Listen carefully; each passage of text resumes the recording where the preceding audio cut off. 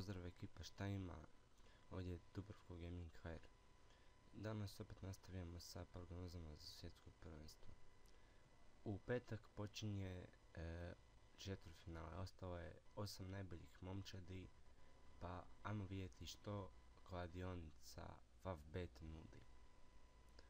Ovako, imamo prvi dvoboj u 4 sata, naravno, da, u 4 sata, to je petak. Francuska i Urugvaj. Francuska. 4 je na Urugvaj zato što je kao iznenađenje, 3 je na neriješeno, znači 1-1, 0-0, pa produžetak eventualni. I 2 je na Francusku, to jest 1,99, skoro 2. Da će biti hendikepa na Urugvaj 1,83 i 1,99 na Francuze. Više golova 1,95, manje 1,93. Pa sjetite se moje bivše prognoze, stavit ću vam klip tu negdje. Bila je katastrofalna. Znači, ja bih tu rekao da će biti manje golova, a zašto? Istina je, Francuska ima jak napad, to sve, ali Urugvaj prima malo golova, imaju jako čvrstu obrambenu formaciju, imaju dobru sredinu, ali obrana im je više manje dobra. Napad je ok. No, Francuska je ipak favorit, ali bit će malo golova. Brazil, Belgija, kao što vidite, 2 i 14 na Brazil, 3,45 neriješeno i 3,65 da Belgija prolazi. Pa Belgija je bila dobra reprezentacija, prva u grupi. Izbacili su, kad su izbacili bili Japan prije 2 dana, 3-2, iako su gubili 2-0. Znači, pokazali su da imaju karakter, ali ovo neće biti dovoljno protiv Brazila.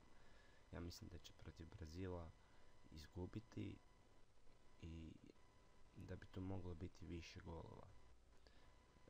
Handicap na Brazil je 2,41, 71 je na Belgiju. Ja bi igrao ovdje jedinicu i da će biti više golova. A sad idemo, znači imamo 2, onda imamo još parova. To je, znači već smo prošli 4 i sad imamo zadnje 2. Švedska i Engleska. Švedska je jučer autogolom, sad ne znam točno koji igrač bio u pitanju. Pobjedila je 1-0, još imala 11 terac, promašila ga je, ali to nije bilo bitno. 4 i nešto je na Švedsku, 4,8. Neriješeno je 3,35 i 1,87 da će proći Englezi. Handicap na Švedsku 1,93, na Englesku 1,87, više golova 1,93, manje golova 1,92. Biće zasigurno više, Švedska, a možda i manje, ja bih rekao, jer Švedska je igra onaj zatvoreni nogomet, to će biti teško Englezima probiti. Ali čak i da probe, bit će malo golova, malo. I domaćin Rusija protiv Hrvatske. Koeficijent da će Rusija dobiti Hrvatsku je 3,9.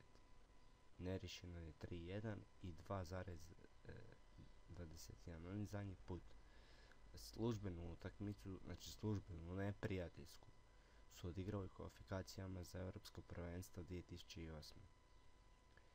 Na Maksimiru je bilo neriješeno.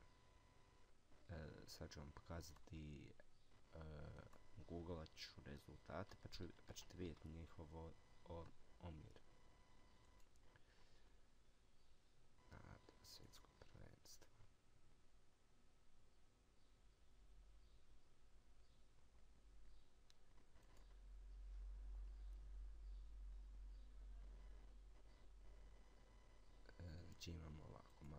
raspored Rusija-Hrvatska. Da vidite te njihove omjere međusobne. Igrali su, kao što vidite, 4 puta. To je 3. Jednom prijateljsku i 2 puta 0-0 u Rusiji, i tu jednu koju sam rekao na Maksimiru, isto 0-0. Sad, da li su igrali u Rusiji ili je bio neutralan teren, ne znam. To je Rusija dobila, znači Smolov je zabio za vodstvo, Kalinić, koji nije na ovom prvenstvu, zna se zašto, Brozović i Mandžukić su bili strelci za Hrvatsku. U toj postavi, sad ćemo vidjeti da li nije bilo Ahim Fejeva, koliko vidim, ali tu je bio Žirhov na klupi, koji je danas u postavi, Džuba, Džanojev, Ignašević, mada nisam siguran, mislim da on čak i neće igrati protiv nas.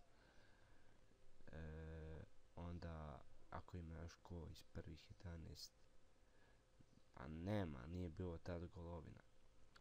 A od ovih, znači Badilj, Broz, Lovre Kalinić kao rezervni golman, ali sad je bio prvi, Modrić, Mandžukić, Pivarić, Perišić, Vida, Kramarić i Vrsaljko.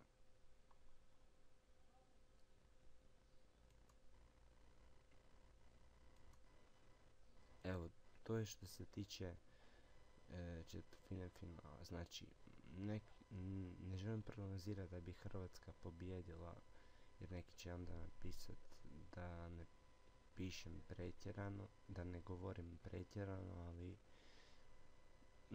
na papiru su dobri, to ne mora značiti da će se nešto desiti, ali ajde vidimo. Ja sam za Hrvatsku, znači ja bi stavio na Hrvatsku. I stavio bi definitivno više golova. Zašto?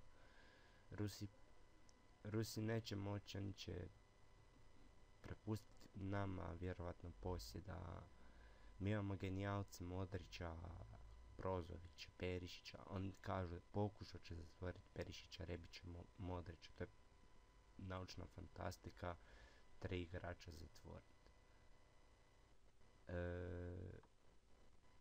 A